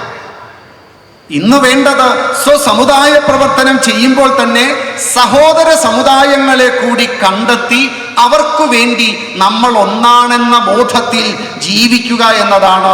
ഞാനൊരു സനാതന ഹിന്ദുവാണ്, ഹിന്ദുത്വമാണ് എൻ്റെ അടിസ്ഥാനം എന്ന് പറയാൻ മടി കാണിക്കാത്ത സാമുദായിക നേതാക്കന്മാരുണ്ടാകുക. ഇതിന് നല്ല ഉദാഹരണം പറഞ്ഞത് വിവേകാനന്ദ സ്വാമികളാണ്. വിവേകാനന്ദ സ്വാമി അമേരിക്കയിലെ ചിക്കാഗോയിലെ മതസമ്മേളനത്തിന് വേണ്ടി പോകുന്ന സമയത്ത് കപ്പലിലാണ് യാത്ര. കപ്പലിൽ സ്വാമിജി ഒരു പ്രത്യേക രൂപ വസ്ത്രങ്ങളാണ്, കാവ്യ വസ്ത്രമൊക്കെ ധരിച്ച് അങ്ങനെ ഇരുന്നപ്പോഴാണ് കപ്പലിൽ മദ്യപിച്ചുകൊണ്ടിരുന്ന സായിപ്പന്മാർ, അവർ സ്വാമിജിയുടെ ഈ രൂപമൊക്കെ കണ്ടപ്പോൾ കളിയാക്കിക്കൊണ്ടവർ സ്വാമിജിയെ കുറിച്ച് ഓരോന്നും പറയും. തന്നെ കളിയാക്കുന്നവന്റെ മുന്നിലേക്ക് സ്വാമിജി അത് ശ്രദ്ധിച്ചില്ല. അവർ പിന്നീട് ഭാരതത്തെ കളിയാക്കും, ഹിന്ദു സംസ്കാരത്തെ കളിയാക്കും. സ്വാമിജി അവരോട് പറഞ്ഞു, ഒറ്റയ്ക്കാണ് കേട്ടോ, ഒറ്റയ്ക്കാണ്, എൻ്റെ ഭാരതത്തെ നിങ്ങൾ കളിയാക്കരുത് എന്ന് പറഞ്ഞു. രണ്ടാമതും കളിയാക്കിയപ്പോൾ വീണ്ടും കാർക്കശ്യത്തോടെ പറഞ്ഞു, ഇനി എൻ്റെ ഭാരതത്തെ, എൻ്റെ സംസ്കാരത്തെ കളിയാക്കരുത്.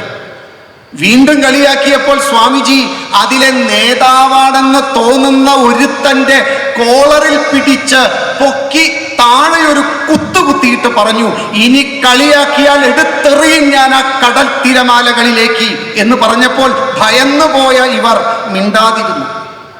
സ്വാമിജി പിന്നീട് ഈ വിവരം തൻ്റെ ശിഷ്യന്മാരോട് പറഞ്ഞു. എനിക്ക് ഇങ്ങനെ ഒരു അനുഭവം ഉണ്ടായിരുന്നു. അപ്പൊ ശിഷ്യന്മാർ ചോദിച്ചു, നമ്മൾ സന്യാസിമാർ ഇങ്ങനെയൊക്കെ പെരുമാറാമോ?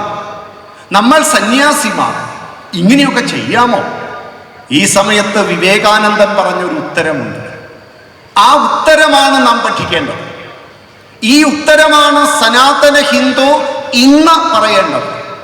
ഈ ഉത്തരമാണ് സർവ സമുദായാംഗങ്ങളും മന്ത്രം പോലെ ഉരുക്കഴിക്കേണ്ടത്. വിവേകാനന്ദൻ പറഞ്ഞു, yes, I am a Hindu monk. Hindu comes first, then I am monk. വിവേകാനന്ദൻ പറഞ്ഞു, അതെ, ഞാനൊരു ഹിന്ദു സന്യാസിയാണ്. I am a Hindu monk. Hindu comes first, ആദ്യം ഞാനൊരു ഹിന്ദുവാണ്, ദെൻ ഐ ആം മോങ്ക്, പിന്നെ ഞാനൊരു സന്യാസിയാണ്. ഈ വീക്ഷണം ഇന്നത്തെ ഹിന്ദു സമാജം ഉറക്കെ പറയേണ്ടതല്ലേ? ഹിന്ദു സമാജത്തിലെ പ്രബല സമുദായാംഗങ്ങളും സമുദായ നേതാക്കന്മാരും ഒരുപോലെ പറയേണ്ട ഒരു വാക്കുണ്ട്.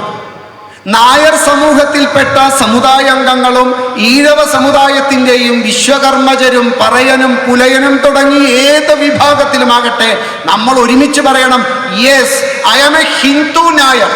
Hindu comes first, then I am Nair. Hindu comes first, then I am Ezhava. I am a Hindu Ezhava. ഏത് രാഷ്ട്രീയത്തിലും പ്രവർത്തിക്കൂ, ഏത് രാഷ്ട്രീയത്തിലും പ്രവർത്തിക്കൂ. പക്ഷെ രാഷ്ട്രീയക്കാരനായ ഹിന്ദു തല ഉയർത്തി പറയണം, yes, I am a Hindu Congress. Hindu comes first, then I am Congress.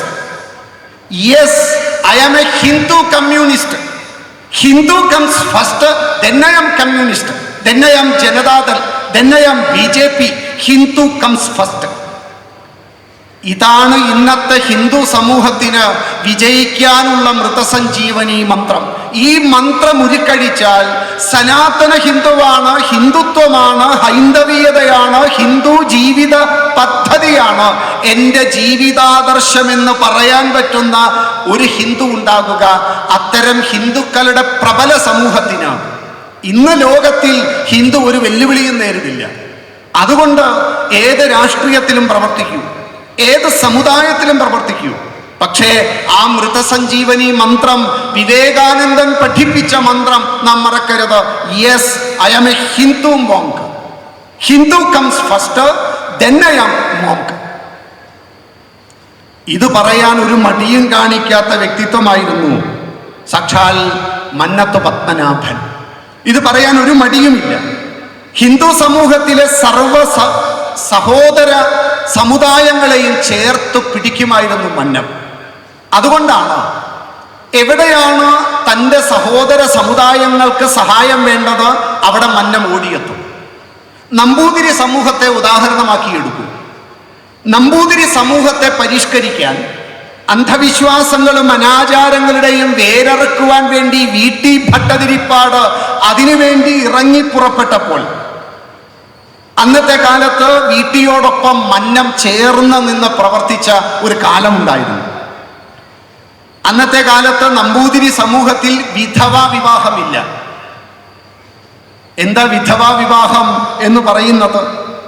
അന്നത്തെ നമ്പൂതിരി കുലത്തിൻ്റെ ജീവിതം നമ്മളൊന്ന് മനസ്സിലാക്കി വെക്കണം. അച്ഛനേക്കാൾ പ്രായമുള്ള ധനാഢ്യനായ ഒരു നമ്പൂതിരിയെ ചെറിയ പ്രായത്തിലുള്ള പെൺകുട്ടികൾ വിവാഹം കഴിക്കും. അത്തരം ധനാഢ്യന്റെ ഭാര്യയായി ജീവിക്കുവാൻ വിധിക്കപ്പെട്ട തരുണികളായ താരുണ്യമുള്ള ഈ സ്ത്രീകൾ അധികം കാലം കഴിയുന്നതിന് മുൻപ് ഈ ഭർത്താവ് വാർദ്ധക്യത്തെ പ്രാപിച്ച് മരണത്തെ പ്രാപിക്കും. ഈ സമയത്ത് പാവം പെൺകുട്ടി പിന്നെ ആ നാലുകെട്ടിൻ്റെ തളം കെട്ടിയ അന്ധകാരത്തിൽ പിന്നെ ജീവിക്കണം. കണ്ണീരും തകർന്നുപോയ സ്വപ്നങ്ങളുമായി, വിടരാതെ കൊഴിഞ്ഞുപോയ പൂമുട്ടുകളായി ആ അന്ധകാരത്തിൽ താരുണ്യത്തിൻ്റെ ശ്മശാന ഭൂമികയായ ആ തറവാടിൻ്റെ ഉള്ളിൽ ആരെയും കാണാതെ ജീവിക്കേണ്ട കഷ്ടം പിടിച്ച നാളുകൾ. ഇത് കണ്ടപ്പോൾ VT ഭട്ടതിരിപ്പാടിൻ്റെ മനസ്സ് വല്ലാതെ നൊന്തു. അതിനെന്തെങ്കിലും ഒരു പരിഹാരം വേണം. ആ പരിഹാരം വിധവാ വിവാഹം തന്നെയാണ്. ഈ ദുര്യോഗത്തിൽ നിന്ന് തൻ്റെ സമുദായത്തിലെ സഹോദരിമാരെ സംരക്ഷിക്കുവാൻ വേണ്ടി VT ഭട്ടതിരിപ്പാട് തുനിഞ്ഞിറങ്ങിയപ്പോൾ കരുത്തോടെ കൂടെ നിന്നത് മന്നമായിരുന്നു. പക്ഷേ വീട്ടിൽ ഒരു പദം മുന്നോട്ട് വെച്ചപ്പോൾ യാഥാസ്ഥിതികന്മാരായ നമ്പൂതിരിമാരിൽപ്പെട്ടവർ മുഴുവൻ പടയെടുത്ത് കലിതുള്ളി വീട്ടിയുടെ മുന്നിലേക്ക് വന്നപ്പോൾ മന്നം അതിൻ്റെ മുന്നിൽ പാറ പോലെ ഉറച്ചു നിന്നപ്പോൾ മന്നത്തിന്റെ സ്വഭാവവും ധീരതയും കരുത്തുമറിയുന്നവർ ഒന്നും മിണ്ടാതെ അങ്ങ് പിൻവാങ്ങി. ഇതിനെക്കുറിച്ച് വീട്ടി ഒരിക്കൽ പറഞ്ഞു, എൻ്റെ ഒരു ജ്യേഷ്ഠ സഹോദരനെ പോലെ അടുത്തു വന്നു നിന്ന് എൻ്റെ സമുദായത്തെ പരിഷ്കരിക്കുവാനും വിധവാ വിവാഹം നടത്തുവാനും വേണ്ടി മുന്നിൽ നിന്ന് എന്നെ നയിച്ചത് മന്നത്ത് പത്മനാഭനായിരുന്നു. ആരായിരുന്നു മന്നം? കേവലം ഒരു സമുദായത്തിന് വേണ്ടി പ്രവർത്തിക്കുന്ന അതേ സമയത്ത് ഹിന്ദു സമാജത്തെ ബലപ്പെടുത്തുവാൻ വേണ്ടി തൻ്റെ ജീവിതം സമർപ്പിച്ച ആ മന്നം എല്ലാ സമുദായങ്ങളോടും ബന്ധം വച്ചിരുന്നു. അതുകൊണ്ട് തന്നെ സർവ സമുദായങ്ങൾക്കും സമ്മതനുമായിരുന്നു മന്നം. എല്ലാവരും മന്നത്തെ താന്താങ്ങളുടെ വേദിയിലേക്ക് ക്ഷണിക്കും. ഏത് കാലം, ആ കാലം മനസ്സിലാക്കൂ. ആ കാലത്ത് മന്നം തങ്ങളുടെ വേദിയിൽ വന്ന് സംസാരിക്കുന്നത് അഭിമാനമാണെന്ന് കരുതിയിരുന്ന യോഗക്ഷേമ സഭ, ആ കാലത്ത് മന്നം ഞങ്ങളുടെ സമുദായത്തിൻ്റെ സ്റ്റേജിൽ നിന്ന് പ്രവർത്തിക്കണമെന്ന് ആഗ്രഹിച്ച വിശ്വകർമ്മ സഭ, ഈഴവ സമൂഹം, ധീവര സഭ, പുലയ മഹാസഭ എല്ലാവരും മന്നത്തെ വിളിച്ചുകൊണ്ടുപോയി സംസാരിപ്പിക്കും. തൊട്ടുകൂടാ തീണ്ടിക്കൂടാ എന്നൊക്കെ നമ്മൾ പറയുന്ന കാലത്ത് മന്നത്തിന് ആരെയും തൊടാനോ ആരുടെ അടുത്ത് പോകാനോ പോയി താമസിക്കുവാനോ വീട്ടിലിരുന്ന് കഞ്ഞി കുടിക്കുവാനോ അവർക്ക് വേണ്ട ആശയങ്ങളെ കുറിച്ച് പറയാനോ മന്നത്തിന് യാതൊരു മടിയും ഉണ്ടായിരുന്നില്ല. അങ്ങനെയാണ് ഒരിക്കൽ മന്നം മാവേലിക്കരയിൽ SNDPയുടെ ഒരു സമ്മേളനം ഉദ്ഘാടനം ചെയ്ത് മുഖ്യ പ്രഭാഷണവും കഴിഞ്ഞ് മന്നം പുറത്തിറങ്ങി കഴിഞ്ഞപ്പോൾ മന്നത്തിനൊരാഗ്രഹം, TK മാധവന്റെ, SNDPയുടെ സമുന്നതനായ നേതാവായ TK മാധവന്റെ അമ്മയെ ആലുംമൂട്ടിൽ വീട്ടിൽ പോയി ഒന്ന് കാണണമെന്ന ആഗ്രഹം. ചെട്ടിക്കുളങ്ങരയോട് ചേർന്നുള്ള അവരുടെ തറവാട്ടിലൊന്ന് പോകണം. മന്നത്ത് പത്മനാഭനവും TK മാധവന്റെ അമ്മയും തമ്മിൽ എന്ത് ബന്ധം എന്ന് മറ്റുള്ളവർക്ക് തോന്നി നെറ്റി ചുളിഞ്ഞപ്പോൾ മന്നം പറഞ്ഞു, എനിക്ക് ആ അമ്മയെ ഒന്ന് കാണണം.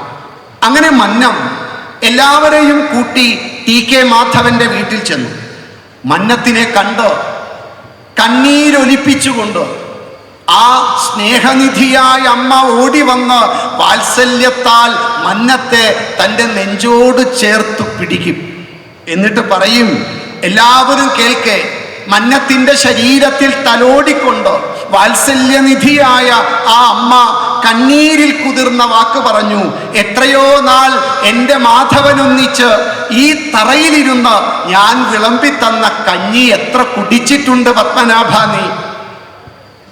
മാധവൻ പോയാലും എനിക്ക് പത്മനാഭനുണ്ട്, നീ എനിക്ക് എൻ്റെ മാധവൻ തന്നെയാണെന്ന് പറഞ്ഞ് മന്നത്തിനെ കെട്ടിപ്പിടിച്ച് വിതുമ്പിക്കരഞ്ഞ ആ അമ്മ അത് പറയുമ്പോൾ അവിടെ നിന്ന് എല്ലാവരുടെയും കണ്ണ് നിറഞ്ഞു. ആരായിരുന്നു മന്നത്ത് പത്മനാഭൻ? ഇരു സമുദായങ്ങളിൽ ജനിച്ച് ഇരു സമുദായങ്ങളുടെ ഉന്നതമായ ചുമതലയിലിരുന്ന് പ്രവർത്തിച്ച് ഹൈന്ദവ സമൂഹത്തിന്റെ ധീരന്മാരായ നേതാക്കളായ TK മാധവനും മന്നത്ത് പത്മനാഭനും തമ്മിലുള്ള ബന്ധം എന്തായിരുന്നു? എങ്ങനെയാണ് ഇവർക്ക് സഹോദരന്മാരെ പോലെ ജീവിക്കാൻ പറ്റിയത്? അന്നത്തെ കാലത്ത് ആ വീട്ടിൽ പോയി കിടന്നുറങ്ങാനും ആ അമ്മ വിളമ്പിക്കൊടുത്ത കഞ്ഞി കുടിക്കുവാനുമുള്ള മാനസികാവസ്ഥ എങ്ങനെ ഉണ്ടായി? ഇന്നത്തെ സമുദായ പ്രവർത്തനം ചെയ്യുന്ന ഓരോ സനാതന ഹിന്ദുവും നമ്മുടെ മനസ്സിൽ അടിഞ്ഞുകൂടിയിരിക്കുന്ന ജാതി പിശാചിനെ എടുത്ത് ആ അഗ്നിയിലേക്കൊന്ന് വലിച്ചെറിയാമോ? ഈ ലോകത്തിൽ വ്യത്യസ്തരാണ്, ജാതി ഉണ്ട്. ജാതിയെ ഇല്ലാതാക്കാൻ നമുക്ക് സാധ്യമല്ല. ഈ പ്രപഞ്ചം തന്നെ 5 ജാതി കൊണ്ടുണ്ടായതാണ്. ആകാശം, വായു, ഭൂമി, ജലം, അഗ്നി, 5 ജാതി ഒരുമിച്ച് ചേർന്നപ്പോൾ പ്രപഞ്ചം. പ്രകർഷേണ പഞ്ചത്വം യസ്മിൻ വിദ്യതേ ഇതി പ്രപഞ്ചം. ഒരു ചായ ഉണ്ടാക്കണമെങ്കിൽ കുറെ ജാതി വേണ്ടേ? വെള്ളം എന്ന ജാതി വേണം, തേയില എന്ന ജാതി വേണം, പാല് എന്ന ജാതി വേണം. ജാതി എങ്ങനെയാണ് ഇല്ലാതാക്കാൻ സാധിക്കുക? നിങ്ങൾക്ക് ഏറ്റവും ഇഷ്ടപ്പെട്ട ഒരു വാഴപ്പഴം പറയൂ. വാഴയിൽ എത്ര ജാതിയാ? ചിലർക്ക് നേന്ത്രപ്പഴമേ ഇഷ്ടം, ചിലർക്ക് പാളംകുടം വേണം, ചിലർക്ക് കദളിയാണ് ഇഷ്ടം, ചിലർക്ക് മറ്റൊരു പഴം. എങ്ങനെയാണ് ജാതിയെ ഇല്ലാതാക്കാൻ സാധിക്കുക? വാഴയിൽ തന്നെ എത്ര ജാതികളാണ്. നിങ്ങൾക്കിഷ്ടപ്പെട്ട ഒരു പപ്പായ, കറുമൂസ്, ഓമയ്ക്ക എന്നൊക്കെ നമ്മൾ പറയുന്ന ഒന്ന് എടുക്കൂ. നിങ്ങൾക്കിഷ്ടപ്പെട്ട ഒരു തേങ്ങ എടുക്കൂ. എത്ര തരമാണ് തെങ്ങിൽ ജാതിയുള്ളത്? ഇഷ്ടപ്പെട്ട ഒരു മാങ്ങ എടുക്കൂ, എത്ര ജാതിയാണ്? ഇഷ്ടപ്പെട്ട ഒരു പ്ലാവ് എടുക്കൂ, ചക്കയെടുക്കൂ, എത്ര ജാതിയാണ്? ജാതി ഈ പ്രകൃതിയുടെ സൃഷ്ടിയാണ്. ജാതിയെ ഇല്ലാതാക്കുക എന്നതല്ല, ജാതിയുടെ പേരിലുള്ള ഉച്ചനീചത്വങ്ങളും തൊട്ടുകൂടായ്മയും തീണ്ടിക്കൂടായ്മയും ഇല്ലാതാക്കുക എന്നതാണ് ഈ ഹിന്ദു സമാജത്തിന്റെ ഇടയിൽ വ്യത്യസ്ത ജാതികളും വ്യത്യസ്ത ആചാരങ്ങളും വ്യത്യസ്തങ്ങളായ ജീവിത പദ്ധതികളും വ്യത്യസ്തങ്ങളായ ദേവതാസങ്കല്പങ്ങളും ഈ വൈവിധ്യങ്ങളും ഒക്കെ ഉള്ളപ്പോഴും നമ്മൾ തമ്മിൽ ഉച്ചനീചത്വമില്ല, നമ്മൾ തമ്മിൽ ഭേദഭാവങ്ങളില്ല, നമ്മൾ തമ്മിൽ വ്യത്യസ്ത കൽപ്പനകളില്ല. നമ്മൾ ഒന്നാണ്, ഏകരസമാണ്. ഈ സമാജത്തിന്റെ രസം ഒന്നാണ്. കാണുമ്പോൾ വൈവിധ്യമുണ്ട്, വ്യത്യസ്തതയുണ്ട്, പക്ഷേ അതിൻ്റെ ഉള്ളിലുള്ള സത്ത് ഈ സാമാജിക സമരസതയാണ്. നമ്മുടെ തനിമ, സങ്കല്പം, സ്വാദൊന്നാണ്, പക്ഷേ വ്യത്യസ്തമാണ്. ജാതിയുടെ പേരിലുള്ള ഉച്ചനീചത്വ ഭേദഭാവ കൽപ്പനകളാണ് നമ്മൾ പറയുന്ന ജാതിരഹിത സമൂഹം. ഇതറിയാവുന്നത് കൊണ്ടാണ് മന്നത്ത് പത്മനാഭൻ ടി.കെ. മാധവനും തമ്മിൽ ഒരുമിച്ച് ചേർന്ന് സഹോദരന്മാരെ പോലെ പ്രവർത്തിച്ചത്. അതുകൊണ്ടാണ് മന്നം പറഞ്ഞത്, ഞാനും ടി.കെ. മാധവനും രാമലക്ഷ്മണന്മാരെ പോലെയാണ് പ്രവർത്തിച്ചത്. ഇന്ന് ആവശ്യം അത് തന്നെയല്ലേ? പ്രബല സമുദായത്തിൽപ്പെട്ട ഹിന്ദു സമാജത്തിലെ മുഴുവൻ സമുദായ നേതാക്കന്മാരും ദാശരഥിമാരെ പോലെ പ്രവർത്തിക്കണം. നമ്മളെല്ലാം ഹിന്ദു സമാജമാണ് എന്ന ആ തോന്നൽ നമ്മുടെ ഉള്ളിൻ്റെ ഉള്ളിൽ ഈ ഏകരസം, സമാജം ഒന്ന്, നമ്മളൊന്ന്, ഈ ഭാവത്തെ ഉണ്ടാക്കാനാണ് മന്നം തൻ്റെ ജീവിതം മുഴുവൻ പിന്നീട് മാറ്റിവെച്ചത്. തൊട്ടുകൂട എന്ന് പറയുന്ന സമൂഹത്തെ തൻ്റെ വീട്ടിലേക്ക്, തൊട്ടുകൂട എന്ന് പറയുന്ന പുലയനെ തൻ്റെ വീട്ടിലേക്ക് വിളിച്ചു വരുത്തി അമ്മ വിളമ്പിക്കൊടുത്ത കഞ്ഞിയും കുടിപ്പിച്ച്, കുടിച്ച പാത്രം അമ്മയെ കൊണ്ട് കഴുകിപ്പിച്ച്, അല്ല, സ്വമനസാലെ അമ്മ ആ പാത്രം കഴുകിയ ആ പ്രവൃത്തി കണ്ടപ്പോൾ അന്നത്തെ കാലത്ത് സമൂഹമാകെ അത്ഭുതപ്പെട്ടതാണ്. ഈ ഒരു പ്രവൃത്തിയെക്കുറിച്ച് മന്നത്ത് പത്മനാഭൻ പറഞ്ഞാലാണ് നമുക്ക് ഒരു അത്ഭുതം തോന്നാതിരിക്കുക. എന്നാൽ മന്നം ചെയ്ത ഈ അത്ഭുത കൃത്യത്തെക്കുറിച്ച്, പുലയനെ മുറ്റത്ത് പോലും കയറ്റാൻ പറ്റാത്ത, ചിന്തിക്കാൻ പറ്റാത്ത ആ കാലത്ത് അഴകനെ തൻ്റെ വീട്ടിലിരുത്തി ഭക്ഷണം കൊടുത്ത ഈ പ്രവൃത്തി കണ്ട് അന്നത്തെ കേരളത്തിൻ്റെ മുഖ്യമന്ത്രിയായിരുന്ന, CPIയുടെ മുഖ്യമന്ത്രിയായിരുന്ന സി അച്യുതമേനോൻ, അദ്ദേഹം ജനയുഗം വാരികയിൽ ഇങ്ങനെ എഴുതി. അച്യുതമേനോൻ പറഞ്ഞു, കേരളം ദർശിച്ചിട്ടുള്ള വിപ്ലവകാരികളിൽ അഗ്രിമനാണ് മന്നത്ത് പത്മനാഭൻ. 7 പതിറ്റാണ്ടുകൾക്ക് മുൻപ്, അച്യുതമേനോൻ ഇത് പറയുമ്പോൾ 7 പതിറ്റാണ്ടുകൾക്ക് മുമ്പ് അഴകനെ വീട്ടിലിരുത്തി കഞ്ഞി കൊടുത്ത ആ കാര്യത്തെക്കുറിച്ചാണ് പറയുന്നത്. 7 പതിറ്റാണ്ടുകൾക്ക് മുൻപ് ഒരു ഹരിജനെ തൻ്റെ വീട്ടിൽ കൊണ്ടുപോയി അരികത്തിരുത്തി ആഹാരം കൊടുക്കുക പോരാ, അയാൾ കഴിച്ച പാത്രം സ്വന്തം മാതാവ് തന്നെ എടുത്ത് വൃത്തിയാക്കുക. അക്കാലത്തെ ഏറ്റവും വിപ്ലവകരമായ ഒരു പ്രവൃത്തിയായി മാത്രമേ അതിനെ കാണാൻ പറ്റൂ. ഇനി അദ്ദേഹം പറഞ്ഞ വാക്ക് ശ്രദ്ധിച്ചു കേൾക്കണം. എൻ്റെ പാർട്ടിയിൽപ്പെട്ട ആളുകൾ പോലും ചെയ്യാനറയ്ക്കുന്ന കാര്യമാണ് അന്ന് മന്നത്ത് പത്മനാഭൻ ചെയ്തത് എന്ന് പറഞ്ഞാൽ, സി അച്യുതമേനോനെ അത്ഭുതപ്പെടുത്തിയ മന്നത്തിൻ്റെ ഈ പ്രവൃത്തി ജാതി രഹിതമല്ല, ഉച്ചനീചത്വ ഭാവനകളില്ലാത്ത, നമ്മളെല്ലാം ഒന്നെന്നുള്ള ഒരു മാനസിക ഭാവത്തെ സമൂഹത്തിലുണ്ടാക്കാൻ ആ സനാതന ഹിന്ദു തൻ്റെ ജീവിതത്തെ സമർപ്പിക്കുകയാണ്. ഒരു പുലയനെ വീട്ടിലിരുത്തി ഭക്ഷണം കൊടുത്തു എന്നത് മാത്രമല്ല, കല്ലുമാല വലിച്ചെറിഞ്ഞ് മാറുമറയ്ക്കുവാൻ വേണ്ടി അയ്യങ്കാളിയുടെ നേതൃത്വത്തിൽ കൊല്ലം പട്ടണത്തിൻ്റെ റെയിൽവേ സ്റ്റേഷന്റെ അടുത്ത് ഒരു വലിയ സമ്മേളനം നടന്നപ്പോൾ മന്നം NSSന്റെ സമ്മേളനത്തിൽ വെച്ച് സർവരോടും പറഞ്ഞു, ആ ഒരു കാര്യത്തിൽ ഈ സമുദായത്തിൻ്റെ, നായർ സമുദായത്തിൻ്റെ മുഴുവൻ സഹായവും ആ കാര്യത്തിൽ വേണം.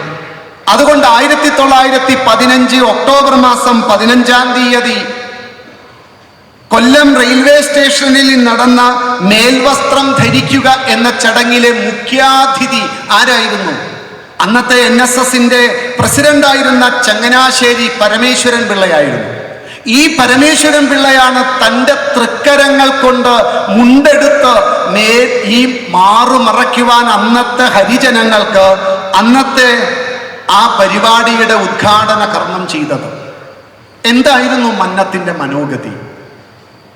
ആരായിരുന്നു മന്നത്ത് പത്മനാഭൻ? ഈ ഒരു ഭാവം ഉള്ളിലുള്ളത് കൊണ്ടാണ് ക്ഷേത്രപ്രവേശന വിളംബരത്തിന് ശേഷവും കോട്ടയം കുമാരനെല്ലൂർ ക്ഷേത്രത്തിൽ പുലയന്മാരെ കയറ്റാതിരുന്നപ്പോൾ ആരാ തടയുന്നത് എന്നൊന്ന് കാണട്ടെ എന്ന് പറഞ്ഞ് TV തേവന്റെ കയ്യും പിടിച്ച, പുലയന്റെ കയ്യും പിടിച്ച ക്ഷേത്രാങ്കണത്തിലേക്ക് പോകുന്ന മന്നത്തിന്റെ ചിത്രമൊന്ന് മനസ്സിൽ വെച്ചൊന്ന് കണ്ടു നോക്കൂ. ഏകരസമുള്ള സമൂഹത്തിൽ എവിടെയാണ് ഭിന്നത?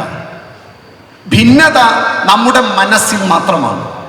മനസ്സിൽ നിന്ന് ഈ ഉച്ച നീചത്വ ഭാവനകൾ മാറി ഏകരസമുള്ള ഹിന്ദു സമൂഹം ഉണ്ടാകണം. ഇതായിരുന്നു മന്നം തൻ്റെ പ്രവൃത്തി കൊണ്ട് മുഴുവൻ കാണിച്ചു തന്നത്. വൈക്കം സത്യാഗ്രഹം അതിൻ്റെ ഏറ്റവും ജീവിച്ചിരിക്കുന്ന മാതൃകയാണ്. വൈക്കം സത്യാഗ്രഹത്തെ സാധിക്കുമെങ്കിൽ നമ്മുടെ വീടുകളിൽ നമ്മൾ എല്ലാവരും ചേർന്ന് ഒന്ന് വായിക്കണം. അച്ഛൻ വായിക്കുക, ഭാര്യയും മക്കളും കേട്ടിരിക്കുക. എല്ലാ സമുദായങ്ങളുടെയും ഒരുമിച്ചു കൂടലിൽ വൈക്കം സത്യാഗ്രഹ ചരിത്രം പഠിക്കണം. എന്തായിരുന്നു വൈക്കം സത്യാഗ്രഹം?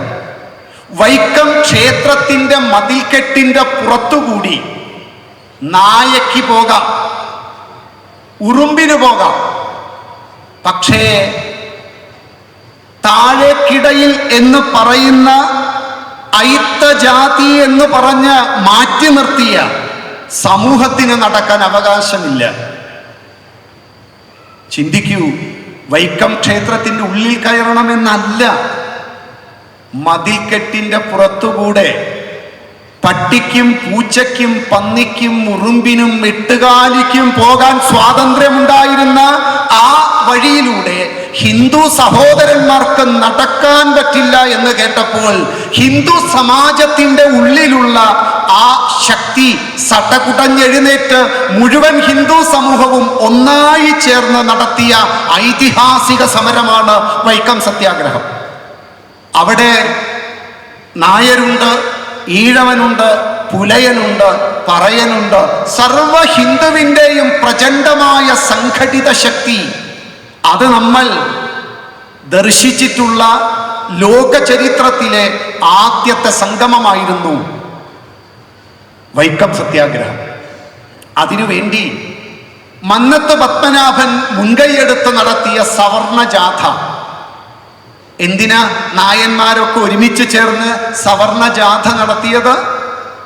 തൻ്റെ സഹോദരന്മാരായ, സമൂഹത്തിൻ്റെ താഴേക്കിടയിലെന്ന് മുദ്രകുത്തിയ തൻ്റെ സഹോദരന്മാർക്ക് സഞ്ചാര സ്വാതന്ത്ര്യം വേണം എന്ന ഉദ്ദേശത്തോടു കൂടി വൈക്കത്ത് നിന്ന് കാൽനടയായി തിരുവനന്തപുരം വരെ പോയി മഹാറാണിയുടെ മുന്നിൽ ഈ കാര്യത്തെ അവതരിപ്പിക്കുക.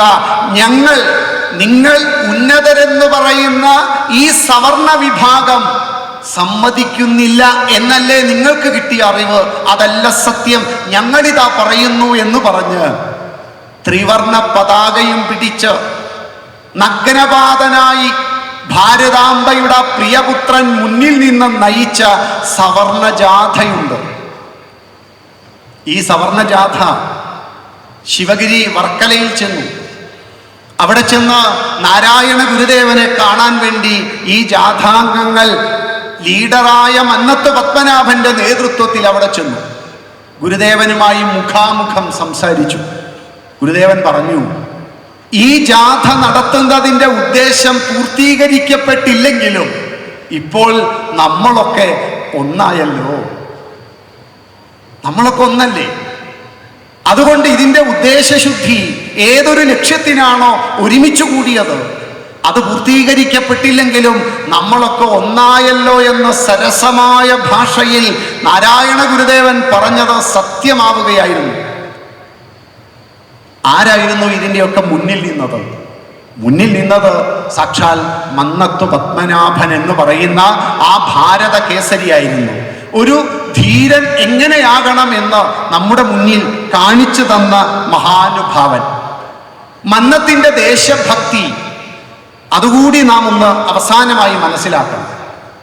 മന്നത്ത് പത്മനാഭൻ തിരുവനന്തപുരത്ത് ഒരു ആയുർവേദ ചികിത്സ കഴിഞ്ഞ് പെരുന്നയിൽ വന്നു. അന്ന് വന്നപ്പോൾ മന്നത്തിനൊരു വലിയ സ്വീകരണം കൊടുക്കാൻ തീരുമാനിച്ചു. ആ സ്വീകരണ ചടങ്ങ് പെട്ടെന്ന് അങ്ങ് അവസാനിപ്പിച്ചു. അധ്യക്ഷൻ പറഞ്ഞു, സ്വീകരണ ചടങ്ങൊക്കെ കഴിഞ്ഞു, നമുക്ക് പരിപാടി അവസാനിപ്പിക്കാം. അതുവരെ എല്ലാം കേട്ടിരുന്ന മന്നം പെട്ടെന്ന് എഴുന്നേറ്റിട്ട് പറഞ്ഞു, എന്താ ഇത്ര തിടുക്കം പരിപാടി അവസാനിപ്പിക്കാൻ? നിങ്ങൾ ഈ ഭാരത രാഷ്ട്രത്തിലല്ലേ ജീവിക്കുന്നത്? 1962 കാലം. ചൈന ഭാരതത്തെ ആക്രമിച്ചത് നിങ്ങൾ അറിഞ്ഞില്ലേ? 1962 ചൈന ഭാരതത്തെ ആക്രമിച്ച ആ യുദ്ധം നമുക്കെല്ലാവർക്കും അറിയാം. ഏകപക്ഷീയമായ യുദ്ധം. യുദ്ധത്തിന്റെ സർവ്വ മേഖലയിലും ചൈന പിടിമുറുക്കി. അങ്ങനെ പിടിമുറുക്കിയ ആ യുദ്ധത്തിന്റെ ആ സമയത്താണ് മന്നം പറയുന്നത്, ചൈന ഭാരതത്തെ ആക്രമിച്ചത് നിങ്ങൾ അറിഞ്ഞില്ലേ? ദേശസ്നേഹികളായ രാജാ കേശവദാസിന്റെയും വേലുത്തമ്പിയുടെയും പാലിയത്തച്ഛന്റെയും കണ്ണവത്ത് നമ്പ്യാരുടെയും പിൻതലമുറയിൽപ്പെട്ട നിങ്ങൾക്ക് ഞാനൊന്നും അറിഞ്ഞില്ല ദേവനാരായണ എന്ന നാമവും ജപിച്ച് വീട്ടിൽ പുതച്ചുമൂടിയിരുന്നാൽ മതിയോ? നമ്മുടെ നാടൊരു പ്രശ്നം നേരിടുകയല്ലേ? നമ്മുടെ നാടിനെ സംരക്ഷിക്കേണ്ടത് നമ്മളല്ലേ? അതുകൊണ്ട് ഈ സമ്മേളനം ഒരു തീരുമാനമെടുക്കണം. ചുരുങ്ങിയത് 10 ലക്ഷം രൂപ NSS എന്ന് പറയുന്ന സംഘടനയുടെ കയ്യിൽ നിന്ന് ഇന്ത്യയുടെ പ്രതിരോധ വകുപ്പിലേക്ക് ആ പണം കൈമാറണം. പോരാ, പന്തളത്തെ പോളിടെക്നിക്കും പാലക്കാട് കഞ്ചിക്കോട് ഉള്ള പാലക്കാട്ടിലെ എഞ്ചിനീയറിംഗ് കോളേജും യുദ്ധ നിർമ്മാണ സാമഗ്രികൾക്ക് വേണ്ടി ഉപയോഗിക്കാമെന്ന് എഴുതി അയക്കണം.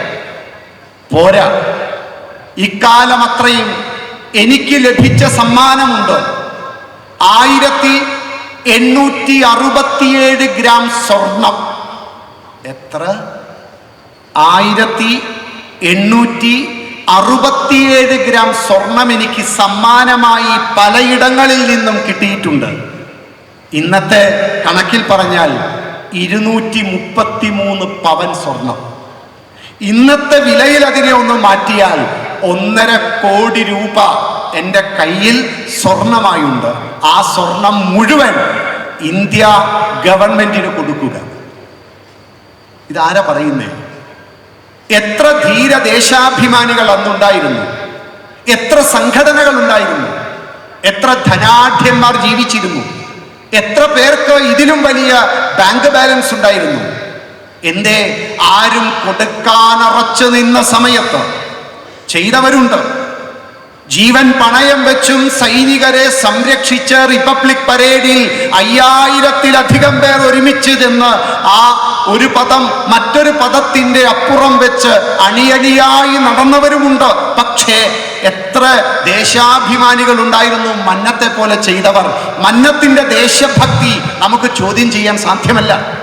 തൻ്റെ ജീവിതത്തിലെ സർവസ്വവും തൻ്റെ ഈ സമുദായത്തിന്, ഈ രാഷ്ട്രത്തിന്, സനാതന ധർമ്മത്തിന് സമർപ്പിച്ച മഹാനുഭാവൻ. ആ മഹാനുഭാവന്റെ ജീവിതം പറയാൻ തുടങ്ങിയാൽ നിരവധി ത്രസിപ്പിക്കുന്ന കഥകളുണ്ട്.